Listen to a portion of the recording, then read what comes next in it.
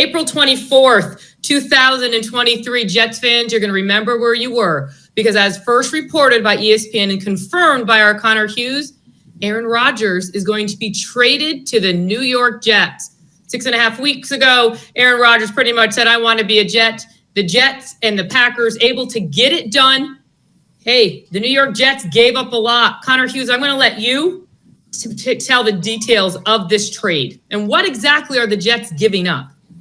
Well, they're giving up a lot, right? I mean, you can kind of see it there in the bottom of the screen. I think it's like 6 total picks all involved here. I'm still working on memorizing all of this as we go. But I mean, I think like it's a lot. That's the fact of the matter, is that it is a lot. And I think the Jets probably came up a little bit from where they wanted to be just in order to get this one across the finish line. But does it really matter? You know what I mean? I mean, when we talk about trading for a receiver, or you want to talk about trading for a defender or something like that, I mean, there's a limit on how high you want to go. I don't know if you can put a limit on how high you want to go when we are talking about a player of the magnitude of Aaron Rodgers. And, you know, when this season ended, think about last year, and I know it can bring up some damning memories at times. The Jets won 7 games, right? They missed the postseason again. But when you looked at what they were able to accomplish, basically without any competent quarterback play, that was a legitimate accomplishment. So Joe Douglas and Robert Saleh this offseason, they sat down and they went game by game every single one of the losses that the Jets had last year. And they played the what if game. Basically, if this player was our quarterback, what happens in this game? If this player was our quarterback, you know, Derek Carr, Lamar Jackson, all of these guys. When it got to Aaron Rodgers, the Jets felt that if they had him on their team last year, they were not going to be in the playoffs. They were not going to be one of the better teams in the AFC East. They were going to be a team that could have competed for a Super Bowl. So when they had the opportunity this offseason to go out there and get him, that is exactly what the Jets did. It took a little longer than some expected. The I's needed to be dotted, the T's needed to be crossed. But now that Rodgers is here, the Jets are a legitimate Super Bowl contender. They still need to shore up some spots on the offensive line. They still need some depth, but they have added to this roster a team that won 7 games without a quarterback. One of the 5 most talented passers or throwers of the football to ever walk this earth. I know he's older. I know it cost a lot, but I mean, Connor can touch upon this too. It doesn't matter because the Jets now not only have a franchise quarterback, they have one of the best quarterbacks to ever live leading their team next year. And when we're talking about Super Bowls and the possibility of Super Bowls, that's what this transaction did. So yeah, the Jets paid a lot, but it's a price I think Joe Douglas had no problem paying. And Connor Rodgers, we saw this happen about 14 years ago, a legendary Packers quarterback coming to the Jets. How big of a significance does this move for the Jets? What does this do to this Jets franchise right now? Well, I think it galvanizes the entire locker room, the coaching staff, everybody that's working in that facility right now, because you know you got a shot, right? And how many times have we been able to say that about the New York Jets over the last decade, that you go into training camp and, you know, you look at it and you go, you got a real shot to win a Super Bowl. I really can't remember times like that. And that's what Aaron Rodgers does. When you look at it, still playing at an extremely high level, still making those extra special big time throws, takes care of the football, which was a big problem for the Jets at the quarterback position last year. And the fact that it'll make so many of the young players on the roster better, not just the offensive line, but Garrett Wilson. Why can't he be a top 5 wide receiver in football? You look at the running threat when Breece Hall is feeling right again. You look at the moves to come because now you have Aaron Rodgers. And there's a lot to dissect with the capital given up in this trade. There's no denying that. This is a mammoth of a trade. But let's not use all of that to overlook how special of a player he still is, how bought in he is. And I think it's hard to say, you know, which side came out on top of this trade because we don't know how long Aaron Rodgers is going to play. If the Jets even have a shot at him being here for the next 2 years, that's massive because that means you have a Super Bowl window of 2 years. And listen, the Chiefs and the Bengals, they're still the top dogs in the AFC. The Bills might still be the top dogs in this division, but the Jets are right there with Aaron Rodgers under center. They still have a 1st and 2nd round pick in this draft to get even better to help him. And I think they'll utilize those picks probably on the offensive side of the ball to do that. So this inspires everybody within the organization, and that cannot be understated with this trade.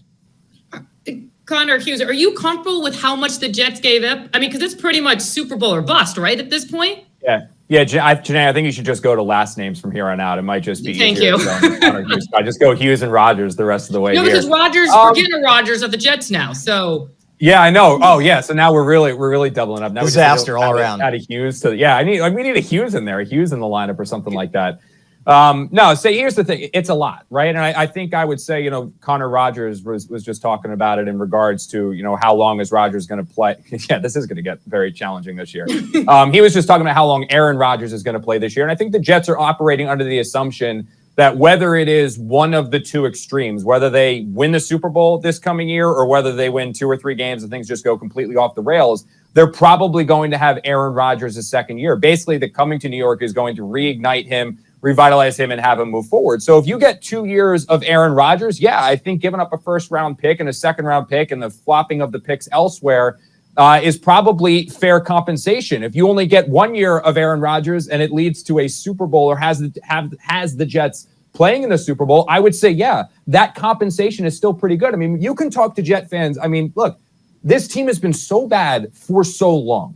And because they have been so bad for so long, if you went up to any Jet fan on the street and said to them, hey, you're not going to have a first-round pick in 2024, but in exchange for that, this coming season, you are going to not only make the playoffs, but forget winning the Super Bowl, you're going to make a Super Bowl. I think every single Jet fan in the country would sign up for that and say, you know what? I want to see that. I want to see my team on top of the football world, running, competing, making me excited to watch games on Sunday. They would have no problem paying that. That's why Joe Douglas would have no problem paying that. That's why Woody Johnson had no problem signing off on the Jets paying for that. So we're going to see what ends up coming out of this. And as long as it's not the extreme of the bad, a 2-win season, a 3-win season, injuries, things like that, and this just goes off the rails, yeah, the compensation's fine. Was it a lot? Yeah, but again, it's what you are getting. You have to pay a lot in order to get a franchise quarterback, and that's just what the Jets did. And you add him to this roster without having to give up players, because that's the other thing, too. I mean, they didn't have to give up any premier player on defense. They didn't have to give up any premier player on offense. They have all the guys that they had last year that contributed to a very promising team. So many of the guys that were younger coming back for another year where you conceivably believe they're going to get better.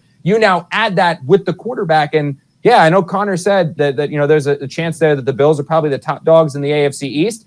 I don't know. The Jets split games against them last year. Mike White had a chance to go down the field and win the second one. Zach Wilson beat him the first one. I think I like the Jets' chances a little bit more now with Aaron Rodgers. No doubt. And you saw what Matt Stafford did with the Rams and what they had to give up. And a lot of people are comparing that, but Matt Stafford was younger, a lot younger than Aaron Rodgers. So Connor Rodgers, what does Aaron Rodgers have left in his tank? Because he is older, but you are talking about a future Hall of Famer and a 4-time MVP. I mean, this guy is still very good. He's great. And those 2 MVPs of the 4 were very, very recently. And you look at last year, even with the broken thumb or whatever the exact injury was, he was still playing at a high level. And for the construction of this Jets roster right now, they don't need him to be Patrick Mahomes. They don't need him to be Joe Burrow. If he's a top 7 quarterback in the NFL, the Jets are going to go places because they've built the infrastructure with the defense, with the run game as well. And you look at the Jets quarterback history, their 3 all-time passing leaders are Joe Namath, Ken O'Brien, and Richard Todd. I wasn't alive when those 3 guys played for the Jets. So this is something that the fan base were also born yesterday, but don't worry about that. I'll take that. This is something the fan base can get behind. This gives belief to the coaching staff. It just really lifts everybody up right now and especially the fact of how bought in Rodgers is, right? It's been building for a long time, brewing for a long time, a little bit of animosity between him and Green Bay, and a guy that I know he said 90% retired. I don't know how much I actually believe that. I think he feels like there's still something left, whether it's another Super Bowl, whether it's continuing to build onto an incredible resume. And the fact that you ask, how is Aaron Rodgers at this point of his career? Aaron Rodgers last year did not have a Garrett Wilson, did not have a Breece Hall. He didn't have those level of players. He did have Allen Lazard, who's now with the Jets. But when that team traded Devontae Adams, it gets a lot more difficult. Now he goes to a team that is all in on setting him up for success. And I think that'll be reciprocated the other way around as well. So he's still playing at a high level, and age for him is just a number. I think he will play at a significantly high level this year, and if he wants to play beyond that. And just to build on that, I don't think, I don't think they need Aaron Rodgers to even be a top 5, top 7, top 8 quarterback for this team to have success. Again, they had no quarterback play last year. They didn't, and they were good with no quarterback play. Yeah, they were on the verge of making the playoffs with borderline competence, just mediocre at best quarterback play. If Aaron Rodgers is just good, you assume the Jets are going to win 11 or 12 football games because, again, Joe Douglas has done such a good job and Robert Saleh has helped bring these guys in that the Jets have the rounded out roster where they don't necessarily need top 5 quarterback play. They just need good quarterback play, and they can see this roster take it to, or they can see this team reach completely. And you both are talking about how young and how good this roster is and what energy Aaron Rodgers is going to bring into this locker room. I mean, if you look at Twitter right now, Breece Hall, Sauce Gardner, all these guys are tweeting pictures of Aaron Rodgers. And finally, what does this do to this roster, just adding him there? And what does it do to these young guys? What does it do to a Garrett Wilson? What does it do to a Breece Hall? What does it do to, these tight ends?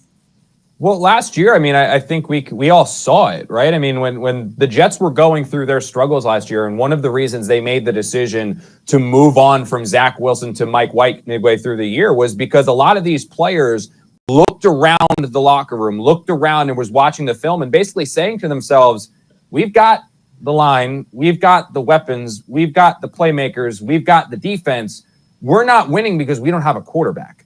So these guys, while they didn't publicly come out there and say it, there were issues at practice. There were outbursts at practice because frustration was building and frustration was mounting, that it was like, we're there, we're doing everything right, and one position is holding us back. Well, the Jets basically went out this offseason and said, okay, this is the one problem. Boom, let's wipe that one off the board. Let's fix it up. Let's go get Aaron Rodgers. And what these players now realize is all those guys that said, man, if only we had a quarterback.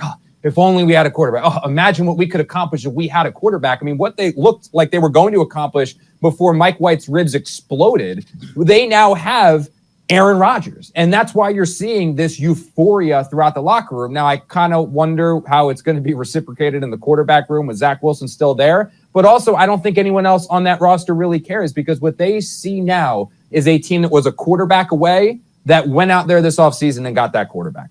Absolutely. I mean, there's just no denying it. You look at a lot of the problems the Jets had last year, right? And of course, they did stem from the quarterback position, but there's a trickle effect, whether it's holding on to the football too long and frustrating the offensive line and not making the offensive. When the ball gets out quicker, everything looks a lot better. It will help this offensive line, especially a group that could have some young players on it at times. We know Dwayne Brown is expected to be back as it stands right now, but that new 15th overall pick, that could be used on the offensive line. You got Connor McGovern back at center, but there's a chance the Jets still draft a center that has to play at some point this year, Elijah Vera-Tucker. We don't know what's going to shake out between Mekhi Becton and Max Mitchell, but it just goes back to it's not just the wide receivers, but it lifts up everything within the offense that you can actually develop a play-action passing attack. There's not going to be extra defenders in the box keying in on Breece Hall. When you have Garrett Wilson, Alan Lazard, maybe Corey Davis is still here at this point, the speed of McCole Hardman, and oh yeah, Aaron Rodgers throwing the football down the field to them. The balance is so key for Nathaniel Hackett, for this coaching staff, to keep the defense off the field. How many times last year, guys, did we watch drives where it felt like the defense would blink through a 3 and out and they're back on the field and they're probably gassed by the fourth quarter as well? So the trickle effect across the entire roster is massive. And I cannot emphasize it enough. An inspired, ignited Aaron Rodgers, I think, is a big, big difference from a guy that's just willing to sail off into the sunset and call it quits. That animosity towards Green Bay is a nice little layer in this trade for the Jets. And I know, even building off, talking to some people even within the building, just when this went down, trying to just I dot and T cross the specifics of okay, what's happening here, what's happening there. There were some questions I was asking, hey, so what's the specific about this? What's the specific about that? And I heard back from one that was I don't know, I don't care. Aaron Rodgers is my quarterback. That's the feeling that's going on around here, and it's wild. It's crazy. It's almost like overnight the Jets have now become, I don't want to say the center of the football world, but I would say that they are probably one of the 2 or 3 most intriguing teams out there because overnight, I think this happened 6.5 weeks ago. Yeah, well, we've all been waiting, right? I mean, I'm just glad it's over now. I can finally take the laptop out of my car and the blazer out of my car for if this is going to happen at any point in time, right? So the Jets, Packers make a trade. Aaron Rodgers coming. They swap first-round picks this year. Packers get the second 6th-round picks and a 2024 conditional second-round pick that, So, but this is the one crazy. Connor Hughes, I need to ask you something. What does it mean for Zach Wilson? Have fun with that one, Connor. Yeah. Wow, let's put this. I mean, is Zach Wilson the backup? Is he still future with? I mean, is his future still with the Jets? Is this what he needs to have his idol in the building with him? Well, he's apparently going to make Aaron Rodgers' life a living hell if we're going off what we heard at Baggy Day. No, here I think I should have known this question was coming too, right? Come on. I think that right now with Aaron Rodgers, you can operate under the assumption that Zach Wilson is probably going to be his backup. And the reason why I say that is because if the Jets had gone out there, but you don't think they go out and grab another backup quarterback? No, I mean, they already signed the other kid. I wouldn't rule out them drafting a quarterback at all. I don't think that's out of the realm of possibilities. I think that's certainly something that could still happen.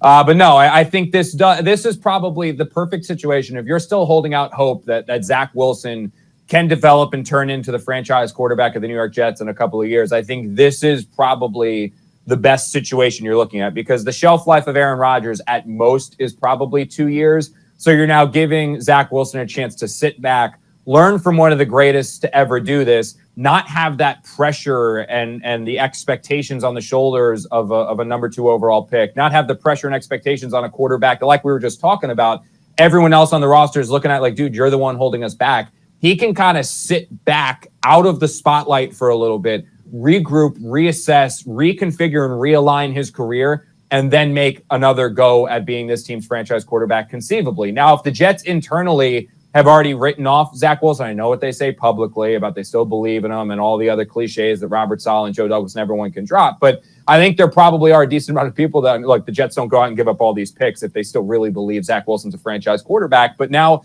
he does have a chance to kind of sit back, re-get everything aligned, and then make another go at this. I mean, this isn't like if the Jets had gotten Jimmy Garoppolo or Derek Carr, quarterbacks that you're looking at, these are going to be the quarterback for the next 5, 6, 7 years potentially.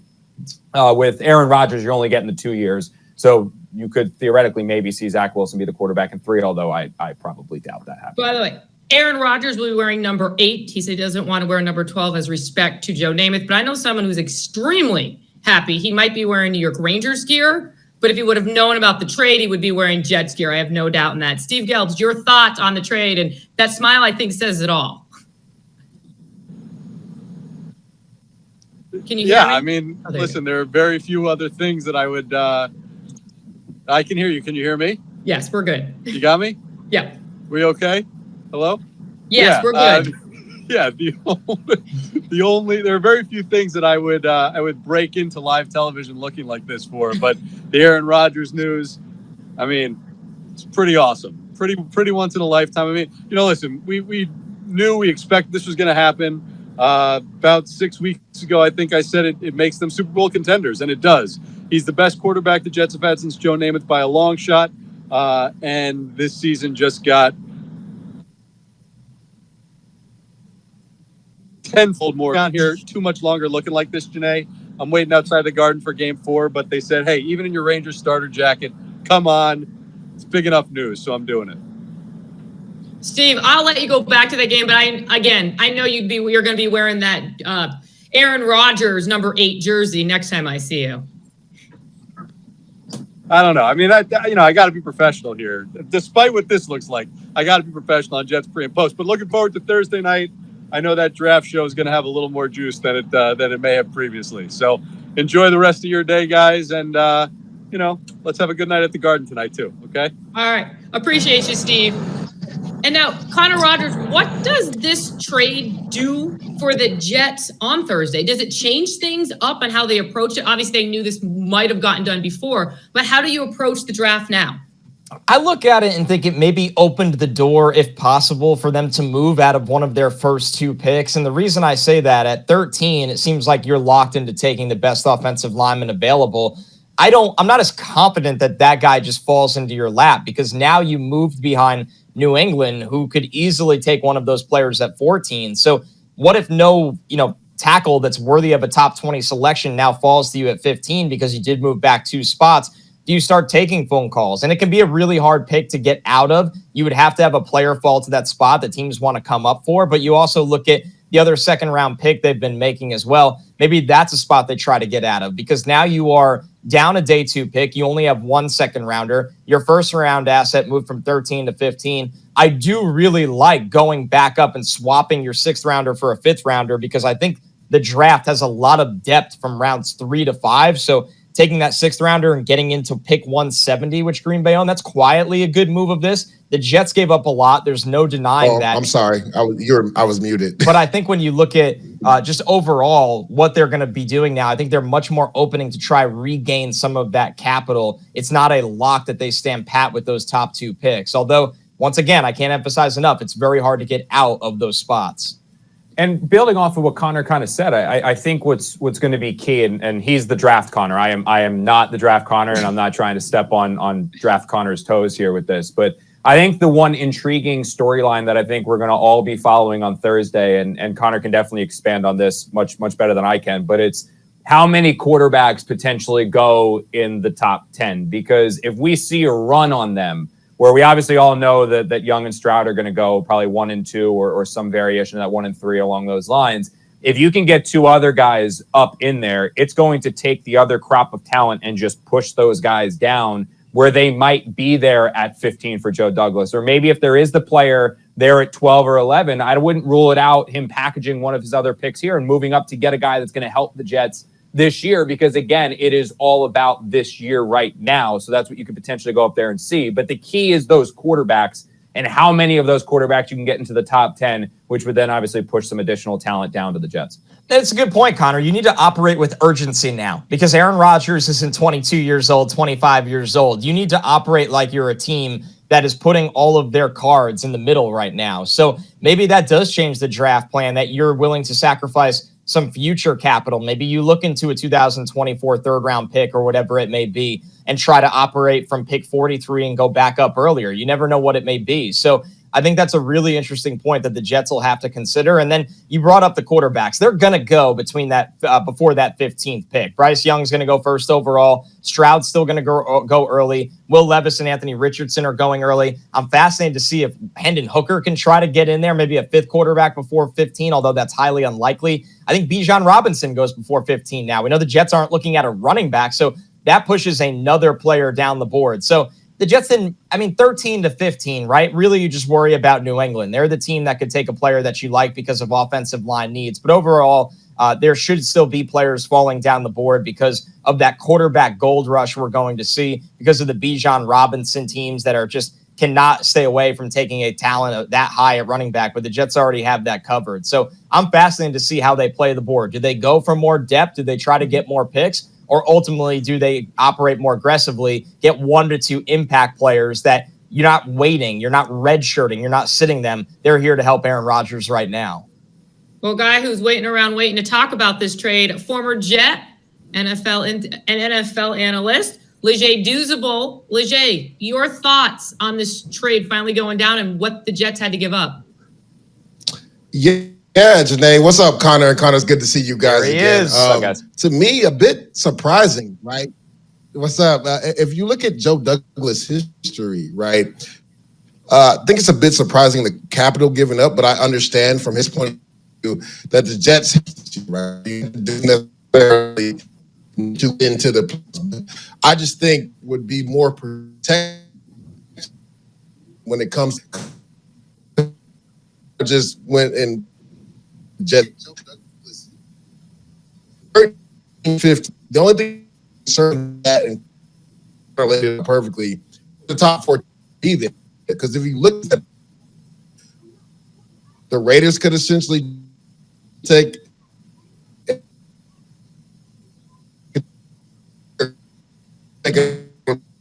right now. All right. Well, we had to wait 6.5 weeks.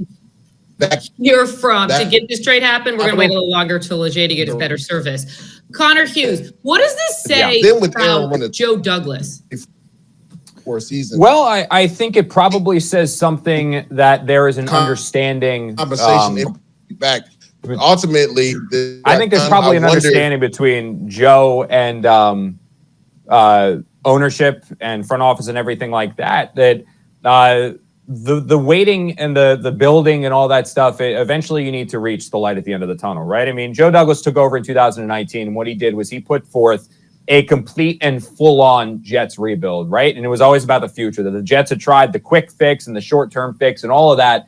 And it just, we were going to do this right this time, right? And there was patience when Christopher Johnson was in charge, and he gave, Joe his range to go and do that. But the whole thing is eventually you do need to turn that corner, right? Eventually you do need to win. This isn't about doing it right. This isn't about taking the slow build. The Jets have done all that. We're just at a point now where you need to start reaping the benefits and seeing the rewards of building this team. And what I think Joe Douglas saw was like, you know what? I've put this team in a position where I like our core. I like the young players that are here. The one thing that we are missing is the quarterback. And we can talk about how the Jets missed on Zach Wilson. I think some of the COVID restrictions there probably played a role. I mean, you had a quarterback who obviously was playing probably a quote-unquote easier schedule at BYU, but also don't forget that was in the middle of COVID, where if players were testing positive or players were testing negative, they were in and out of the lineup. So not only was Zach Wilson playing a weaker schedule collegiately, but he was also then playing a weaker schedule that was missing guys out of that defensive lineup. Then the Jets were never able to have one-on-one meetings with Zach Wilson because you weren't allowed to go have visits to the school or visits with the kid. The first time they really met him in person was at the pro day. So it was a difficult situation. They thought they had their franchise quarterback. Because of that difficult situation, it looks like they maybe whiffed on it. But what Joe saw was a roster that is able to win now. Basically, the window opened last year. And in order for the Jets to truly capitalize on that open window, they needed to get a quarterback. And this offseason, it was about finding that quarterback. The Jets looked at, I think the number that I was told was like 18 or 19 total guys. And then of those 18 or 19 total guys, they put them into tiers. And there was tier 1, which is that we're a Super Bowl contender with this team. Tier 2 was we are a playoff contending team with these guys. And then tier 3 was we are better, but how much better are we actually with these guys? And then you had players like Derek Carr and Ryan Tannehill, all these different guys that varied up in there. The one player that they went out there and they targeted, and they said, he is a legitimate tier 1 guy that we can go out there and get right now. And in tier 1 was Aaron Rodgers was in there. Lamar Jackson was in there. Matt Stafford was in there. I think there was one more guy that whose name is escaping me, but those were the players. And of those tier 1 players, the realistic option that they could actually go out there and get and acquire was Aaron Rodgers. And Joe Douglas saw an opportunity to go out there and get a player to make this Jets team a Super Bowl contender, and he went out there and got it. And I think maybe it shows that there's, I wouldn't say a warm seat, but I would say there is probably a win now. Hey, we've got to make the playoffs this year mandate from ownership, whether they want to use mandate or not. I was going to say, is that the mandate now? They have to make the playoffs? I mean, if they don't, we're covering, forget quarterback search. We're covering head coach and GM search next year if they don't. But I just don't see any way honestly, I don't really see a way, barring a colossal run of injuries or just this train completely going off the tracks. This team is, again, like we talked, I feel like I'm beating a dead horse. This team won 7 games without a quarterback. Like I think Zach Wilson was like the 33rd of 32 starting quarterbacks. Like he was below, like there were guys who were backups that were rated higher than him. They still won 7 games in that situation. Now you add Aaron Rodgers to the mix. Like you're talking about a potential, the Jets believe, 5 or 6 game turn by just adding Aaron Rodgers. And you add that to a team that's already there, that's bringing back so many of their core players, because they were able to retain Quincy Williams, a player they thought they were going to have to lose. Connor McGovern, a player they thought they were going to lose. They're still in on Ben Jones, by the way. And like Connor Rodgers has said, they have the draft capital to still make a first and a second round pick. You can really build a team that is better than last year before you even talk about the quarterback, and then you throw the quarterback in the mix too. Yeah, I mean, it's all about timelines in the NFL, right? And when you look at the Jets, say what you want, good or bad, about the way they've drafted since Joe Douglas has been here.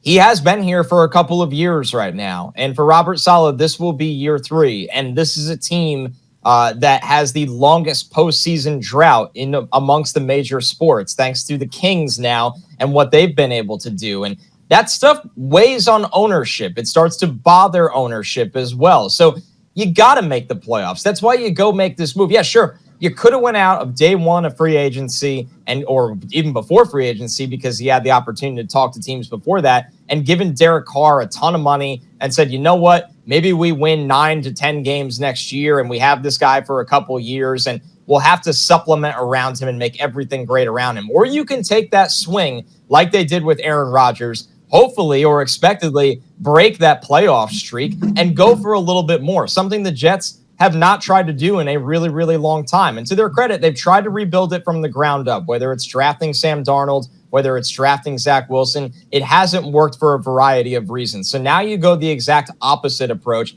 Go to a proven but older and very expensive option because you feel like the timeline of your roster matches up with that now. So I don't blame them, but of course that comes with gigantic expectations that they need to meet. That contract is going to be reworked, though. That's the one I did hear that. Like, that's going to be because I was like, oh, you guys gave up a lot. And one thing I did hear back from inside, and the one thing too is like these guys are right now in draft meetings. So I've sent text messages out and feelers out, and the one I think acronym that I've had quite a few sent back is the LFG, minus the M for the Mets, but the LFG has kind of been sent back quite a few times to me. But I think the excitement's building within the building, and people are starting to get wind of it, like really that, oh, it's finalized, it's actually happened. But the Jets are all in draft meetings right now for this really to get going. But one of the guys I touched base with said, hey, look, we gave up a lot, yeah, but wait until you see the reworked contract, because I think that's going to be another piece of this that just shows you how much Aaron Rodgers wanted to be a part of the Jets. And you talk about these guys are in draft meetings right now. Let's be realistic.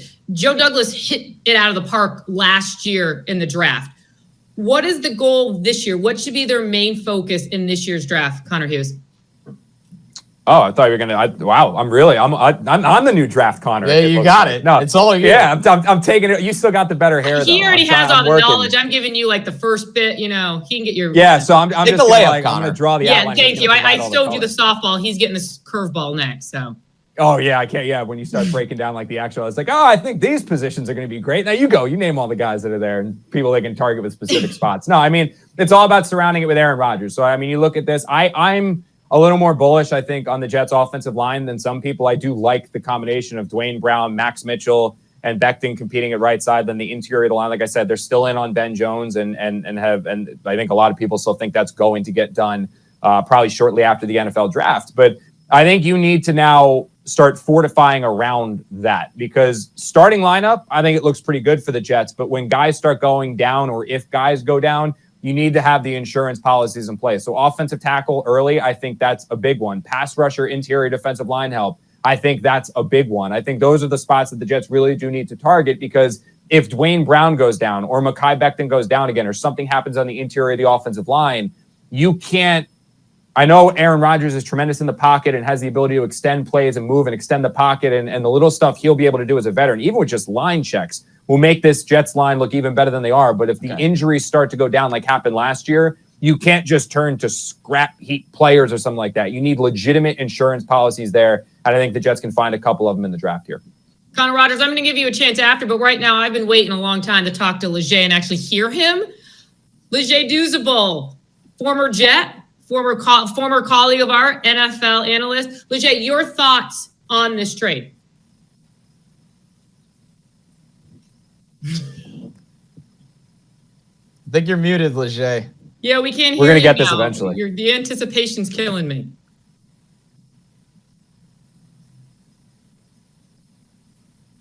No, I think we lost him again. All right, Connor Rodgers. Main goal for the Jets in this draft. Well, what do they need to get to be as successful as they were last year? Yeah, I still think they need another offensive lineman. It's a matter of how they kind of want to shuffle the deck, right? Dwayne Brown's not getting any younger. I really give him a lot of credit for playing through that shoulder injury last year. But the bottom line is he has one more year left on his deal. He did have a significant injury last year that he gutted through, and you give him credit for that. But what is your future on the left side of this offensive line? And if Aaron Rodgers is going to be here 2 years, you need to start to figure that out. So I still think tackle is in play at 15, whether that's still a guy like Broderick Jones from Georgia. If they just love Darnell Wright from Tennessee, who in my eyes is only a right tackle, well, then you let Becton battle it out back for his old job at left tackle with Dwayne Brown and start Darnell Wright on the right side as well. I think getting Connor McGovern back today kind of kicks center a little bit further down the draft board, where with that 43rd overall pick, you look at it and go, they have to take one. Now they don't. Maybe now they wait until a little bit later and capitalize on the center depth of this draft, a guy that could sit and learn behind McGovern. I'm curious to see the structure of that deal as well. And then quietly, The Jets need significant interior defensive line Can you help hear next me? to Quentin Williams Yeah. badly. I mean, they really do. I know they got Quentin Jefferson, who's a pass rusher, but they lost Sheldon Rankins. They lost Nathan Shepard. Solomon Thomas is not an every down defender, really struggles against the run. And the same could be said about Quentin Jefferson. I wonder at pick 43, are they in on one of the nose tackles of this draft? I look at Keanu Benton from Wisconsin. I think he's quietly a very good pass rusher, but he could two gap. He can eat up space. He can clear out and do that dirty work for the guys around him. And I just love Kalijah Cansey from Pitt, a totally different player, 281-pound defensive tackle that he could go all the way at 15. He can go all the way at 43. Not a lot of teams deploy 281-pound defensive tackles, but he's a stud. He is a game changer in terms of the way he can rush the passer, blow up the run game. So it's pretty simple for me, guys. Trenches, offensive line, defensive line is on the Jets' radar to help this team. All right, two Connors. We're going to let you go because I know, Connor Hughes, you got a lot to do. Keep us posted, SNY.TV. We'll keep you posted. And then, of course, at Sports Night today at 11. Connor Rodgers, we'll see you pre-draft show, 5 o'clock on Thursday. You too, Connor Hughes, but I get to see you tomorrow, Connor, at the pre-draft presser. Hey, guys, I'll remember where I was April 24th of 2023, talking to the two Connors about Aaron Rodgers. Appreciate you guys. Connor squared. And finally, Leger, are you there? Are you there? Can you hear me? I can hear you. There we go. Yes, I'm here. All right. I'm not even going to ask. Just tell me what you want to say. Victory.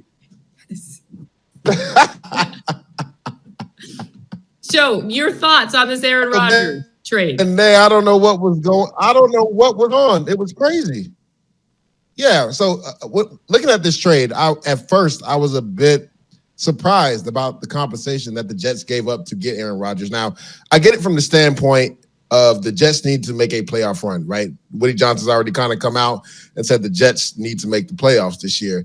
But if you look at it, right, Aaron Super Bowl winner, you have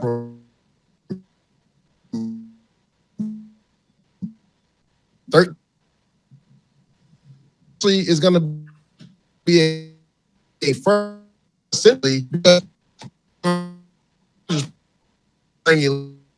least 60. I thought. All right.